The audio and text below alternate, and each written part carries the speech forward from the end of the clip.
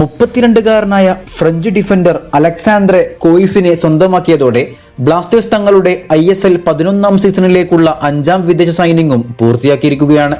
ഇനി ആരാധകരേവരും കാത്തിരിക്കുന്ന ദിമിയുടെ പകരക്കാരൻ സൂപ്പർ സ്ട്രൈക്കറാണ് വരേണ്ടത്. നിലവിൽ റൂമർ വന്ന താരങ്ങളെ ഉൾപ്പെടുത്തി നെക്സ്റ്റ് ഒരു വീഡിയോ നമ്മൾ ചെയ്യുന്നതായിരിക്കും.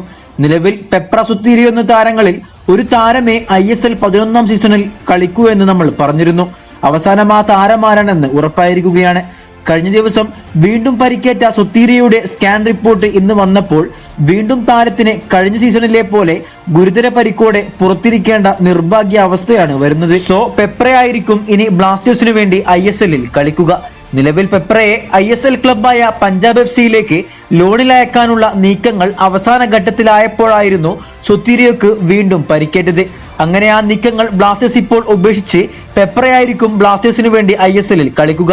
സോ ഇനി സൂപ്പർ സ്ട്രൈക്കർ എത്തുന്നതോടെ ബ്ലാസ്റ്റേഴ്സിന്റെ പുതിയ ISL സീസണിലേക്കുള്ള 6 വിദേശ താരങ്ങളുടെ പട്ടിക പൂർത്തിയായേക്കും. നിലവിൽ മിലോസ്, കോയിഫ്, ലൂണ, നോഹ്, പെപ്ര എന്നീ 5 താരങ്ങളാണ് ടീമിലുള്ളത്. സോ അധികം വൈകാതെ തന്നെ ആ ഒരു സ്ട്രൈക്കർ ടീമിനൊപ്പം ചേർന്നേക്കും. വീഡിയോ അവസാനിക്കുന്നു. കൂടുതൽ കേരള ബ്ലാസ്റ്റേഴ്സ് ISL വാർത്തകളുമായി അടുത്ത വീഡിയോയിൽ കാണാം.